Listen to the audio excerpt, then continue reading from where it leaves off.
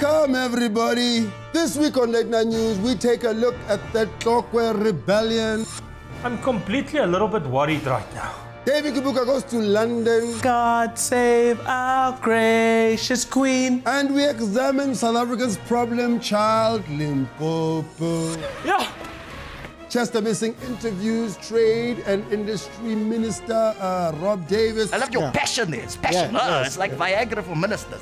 And Deep Fried Man brings the house down with the morale index with Malume Cool Cat. Don't miss it.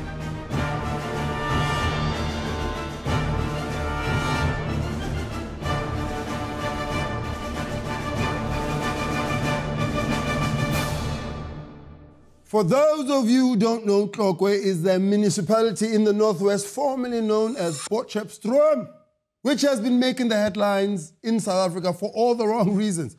But in true South African style, it seems that Clockway's former mayor, Mapete, is refusing to vacate his office despite having received his marching orders by not just one, but 2 votes of no confidence. Mapete Squared, that's what we call him, has not taken the hint. Hey, Baba, they want you to go. Instead, he's decided to start his own Occupy Clockway movement. What makes it worse is that on both occasions, he was voted out by his own comrades, like your boys, and then your boys are like, they're in an island of survivor, and then they said, yeah, you're the weakest link, you must go. That's right, not once, but twice. ANC councillors chose to vote for a DA candidate councillor, Annette Kombrink. I don't know if you've seen this woman in South Africa. Take a look at her. There was only one nomination, that was myself. There were no counter nominations, and then I was declared elected unanimously. I don't want to judge people by their looks, but this woman looks like she voted no in the referendum in 1992. We're talking about Potchefstroom here, which is one of those places where the AWB and the Burumach have timeshare. They come there regularly, Baba. A place where people are still on the great track. The ANC comrades were so tired of ANC screwing up that they decided to risk bringing back apartheid. These comrades were so disillusioned that if Clockway was in Cape Town, they'd be throwing poo on themselves. They put while throwing poo. This Miss Kombrink will become the mayor of Clockway for the 2nd time in less than a year, after she herself was voted out and Mapete was reinstated in February. I know, South Africa, this is confusing. The people of Clockway themselves have no clue what's happening. So who is the mayor of the Clockway municipality? To be honest, I have no idea who it is. They change so many times that we don't even keep count of who is who. But the story gets more juicy. While the DA was in power for those few months, they did what they do best and launched a forensic investigation into the irregularities at the municipality.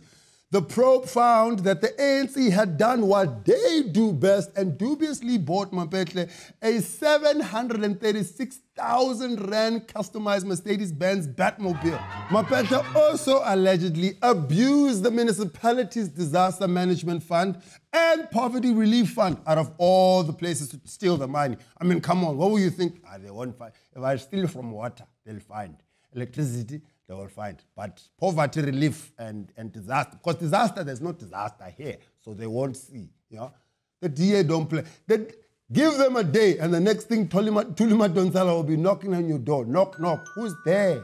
Tulima Donsela, the madam is not here. Come back tomorrow, Tuli. No, I want to see the report. Kawambi, Amba Tuli, giving us headaches. But that's not all, folks. As a consequence of handing the municipality to the DA, the top brass from Lutuli House came down wielding the axe like an overzealous butcher at a chicken farm. And now the 14 ANC councillors who voted out Clockway's mayor Mapete Squared for corruption have been expelled from the party. Lutuli House is like, no. You can't just be firing people because of corruption in jail. It's not like it's murder. These people are not walking around in parliament with a machete killing people. It's just corruption. You can't just fire people because of corruption. If you just fired people for corruption, we wouldn't even have a president. I mean, I always thought that in South Africa, we supported political parties like soccer clubs. We were loyal until we died. But this Clockway saga, it's like the players didn't support their captain and decided to join their rival. It is also reported that councillors and their supporters were even burning their old ANC T-shirts. I don't know if you guys understand. black people burning ANC t-shirt in Port Shepstone. Yeah. That's the capital of the AWP. And South Africa, things have changed. It must have been very, very, very interesting that day that those 14 ANC councillors walked into the DA in the Northwest branch looking for a new job. It must have been very awkward for everybody. Look here, Mariki. I'm completely a little bit worried right now.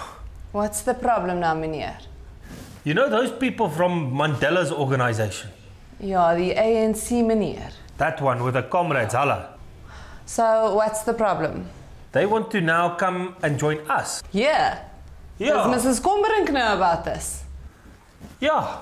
Okay, so what's the problem now? I don't know how to cater for these people. Okay. I'll take care of it, meneer. Don't worry. Dankie, Mariki.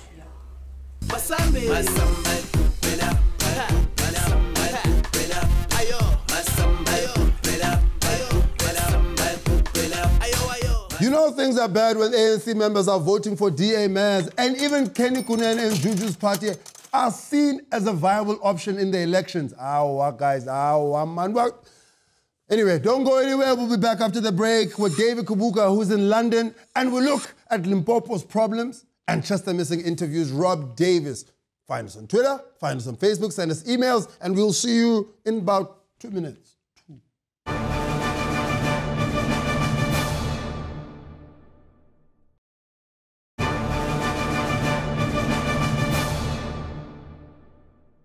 Welcome back. We now cross over to our international correspondent, David Kubuka, who's in London. Dave, what's happening there? I'm here for the royal baby. It's good times. Lots of British flags are flying, and they have this really old singer who sings the national anthem on the radio. God save our gracious queen. God save our gracious queen. They never let young artists sing it because young artists love throwing in their names. Like, God save our gracious queen, Jason Derulo. Dave, is Jason Derulo even British? No, I was just using him as an example. And people are very happy because a British player, Andy Murray, won Wimbledon on Sunday. An interesting fact about tennis is that it's one of the only games where it's possible to win a match even if you score fewer points than your opponent. Or what other games can you win with fewer points, Dave? The Zimbabwe election. But we'll see about that in July, won't we? This whole baby thing shows that all humans, no matter how rich or poor, what creed or color, have a desire to procreate. Survival of the species seems to be the only area where humans work together. And even though we don't know it, everything that we do is actually built around survival of the species. Like what? Like the reason single people complain so much is because of survival of the species. Because for a long time, I thought that white people complained the most until I got stuck in an elevator with complaining single people. After that, all I can say is, thank the Lord that Helen Ziller is not single. She'd cause Jacob major headaches. And people always complain about our president. But one thing we must admit is that he has done more than his bit for the survival of the species. Like if the rhinos had our president's attitude, they wouldn't be endangered, Loy.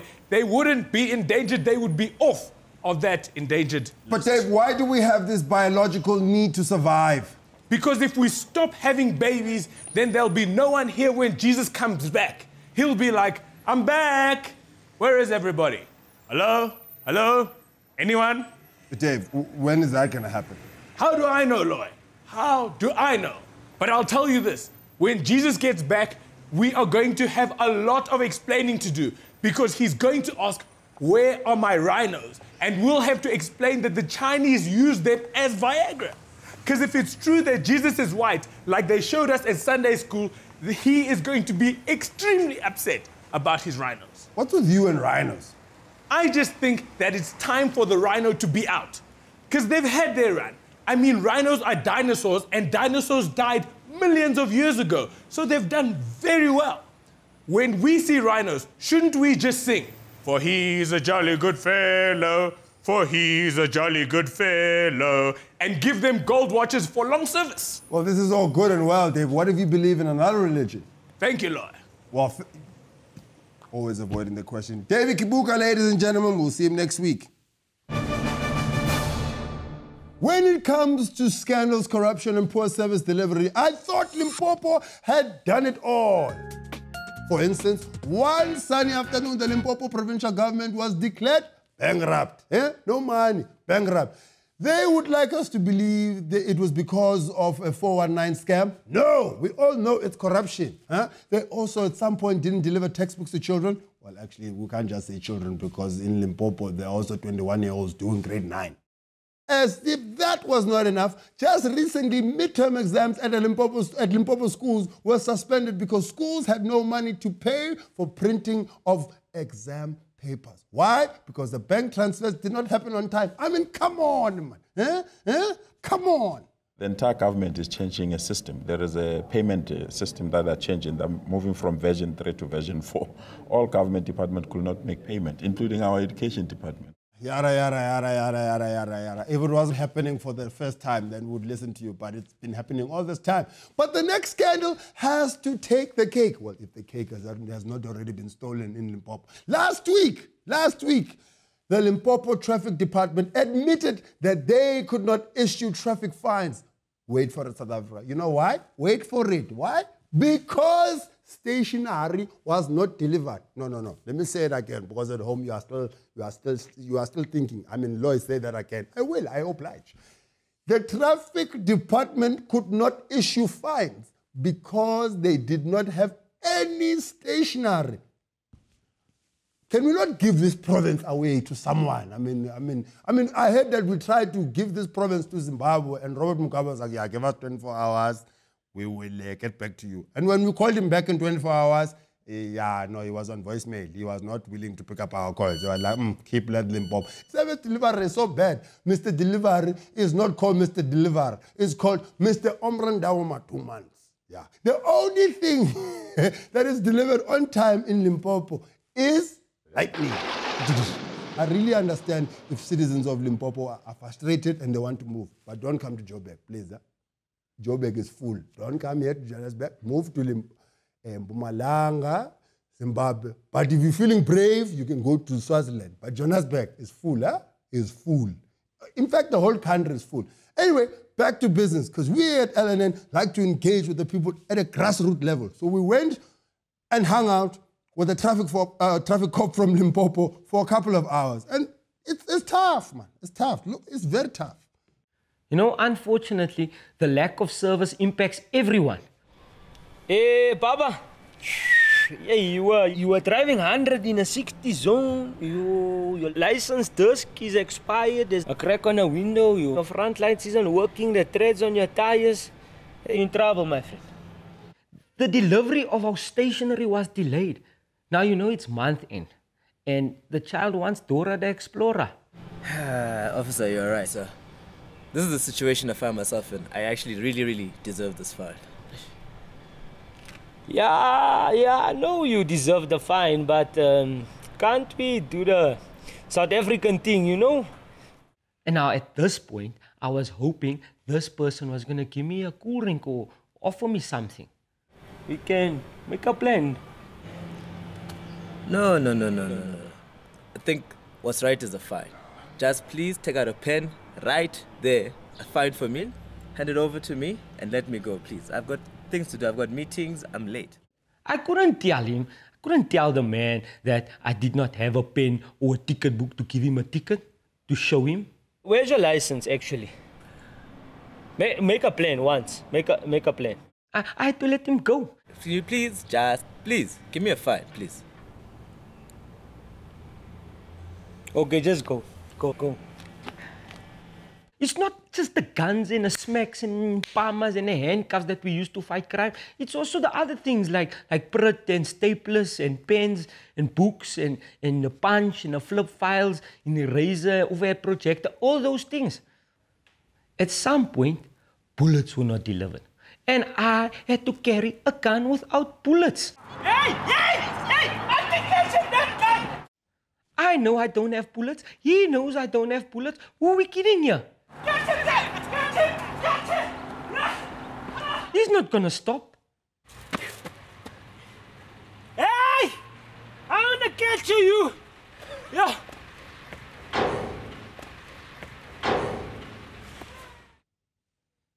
You know what? Let's get rid of Limpopo, guys. We need a referendum. Let's vote on this thing. I mean, tweet us. Should we get rid of Limpopo or what? Give it to someone. After the break, we speak to Mr. Chester Missing, who interviews Robert Davies, and Deep Fry Man rocks it with Mr. Malume Cool Cat. Don't go away.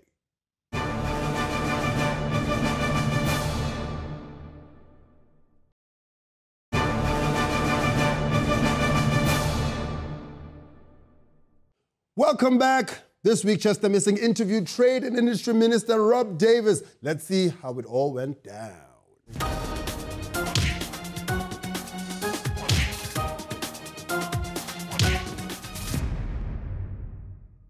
This is the Minister of Trade and Industry.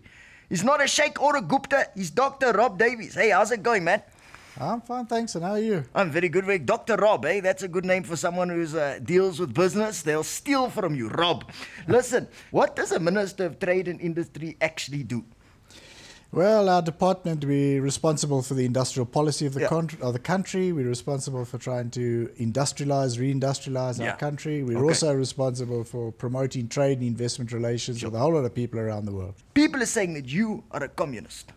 I am. I'm a proud member of the Central Committee of the South African Communist Party. Are you for real? Are you for real? The ANC has put a communist in charge of the capitalists. I mean, that's like asking a vegetarian to cook you a steak. You must hate yourself. What you need to get used to is the fact that communists are running very successful industrial economies. Just look at our comrades from China. Look at them. Look at them. Say, communism light. The economic development is one of your key objectives. Is the Minister of Economic Development, Ibrahim Patel, just there in case you guys screw up? Probably. But, he's your stunt double. But actually, he's got a number of other responsibilities, including the coordination of the infrastructure development program. Okay. You want to pass a licensing of businesses bill where we all have to register our businesses. All of them, even Marco Marlo's little tuck shop must be registered. Aren't you worried that corrupt guys might take advantage of it? No, not really. We put this bill out for further consultation. We're not intending to increase the registration requirements on small business. We are intending to clamp down on people that sell illegally imported goods. Bastards, you bastards, Yeah, indeed. People who undermine our economy by conducting themselves in the illegal economy. Scumbags. That's the purpose of the bill. Landing at Waterkloof and all the stuff that they do. You're the guy connecting the ANC and business, and the ANC is very, very business friendly. I mean, that's why your comrade Julius Malema got all gutful and ran away, because there can't be a revolution if you guys are hand in hand with the people who own the economy. Julius Malema is no longer with us. He's formed some organization called EFF, as far as I can tell. F off. No, it's called FF. Oh my God. This guy is, no wonder you went to Sussex. I want to understand. Apparently chickens are coming into South Africa from Brazil for cheaper than we can grow them. Will you guys be asking chickens for work permits from now on? It's not only from Brazil, it's also from a number of other countries. Bastards, bastard chickens. I mean, they're the cheapest form of protein, so if you stop Brazilian imports, will you ask Olubuse Zuma to stop eating KFC so there's enough to go around? What we're going to be doing is we are conducting a tariff investigation to have a look and see what it is that we need to do to support the production of chickens in South Africa. That's what we're doing. Okay. And the rand dropping against the dollar, I mean, was that a sneaky trick so anyone still getting arms deal bribes from overseas will earn more money? What happened there? Well, I think your guess is as good as anybody else's. Yeah, that's true. That's pretty much how the media works, boss. It's probably not the reasons that you cited. But I mean, how are we coping? How are you helping our businesses in the light of the drop in the rand? Well, for manufacturers and exporters, it's good news. They must take advantage. They must take advantage of the opportunities they got now. Yeah. Listen, how will BRICS, which is Brazil, Russia, India, and China, help us? I mean, how are we going to make sure they don't bully us around, apart from renting out our president? Well, I think the thing about BRICS is, if I can come back and say, it must be awful to be a puppet. Yeah, I know. Well, you would know. I mean, you are the minister. Where somebody is telling you all the time what you're going to say, what you're going to think. Yeah, I'm in the media. It's so the media. When BRICS is formed, BRICS is an organization where the developing countries begin to say, we are going to start shaping the way the world economy Who's your daddy? Who's your daddy? Did you see that? We are in the most important organization of developing countries. It's good. I think your nipples are getting hard. That was very exciting what you just said. I love your passion there. It's passion. It's like Viagra for ministers. I loved it there. I loved it there. What's it going to take to create economic freedom in South Africa? Well, it's going to take us to industrialize this country, industrialize the continent. That's what it involves. That's what it requires. There's been no other case, any time, in the economic history of any country that's become a rich country, a developed country, without industrializing. That's what we're all about. How are we going to do that if we're freaking out investors with stuff like MCO and NUM and everybody's charging more money? We're not freaking out everybody. There's plenty of investors that are moving into the productive economy of this country. Okay. Well, thank you very much, Dr. Rob Davies. Let's go industrialize. I'm going to industrialize puppets. Oh, yeah, this guy's crazy. And now it's time for the Morale Index with Mr. Deep Fried Man. Take it away, Deep Fried Man. Yo, I got my favorite rapper, OK Malum Cool Cat. OK Malum Cool Catty. Yeah.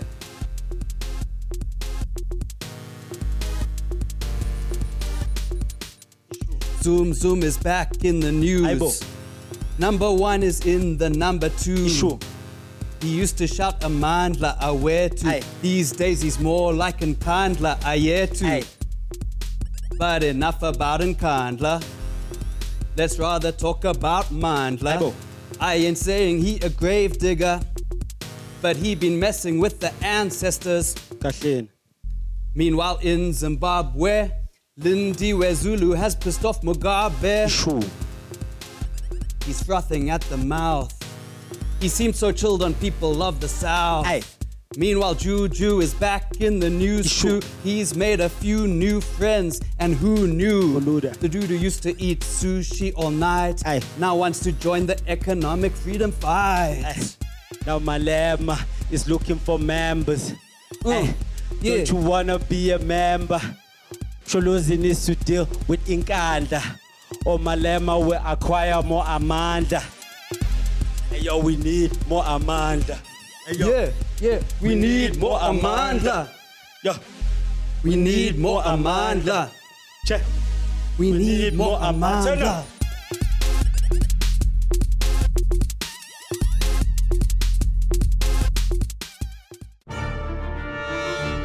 Maluma Cool Cat. Maluma Cool Cat. And that's it for the week. Find us on Twitter, find us on Facebook, send us emails. Goodbye, and we'll see you guys next week.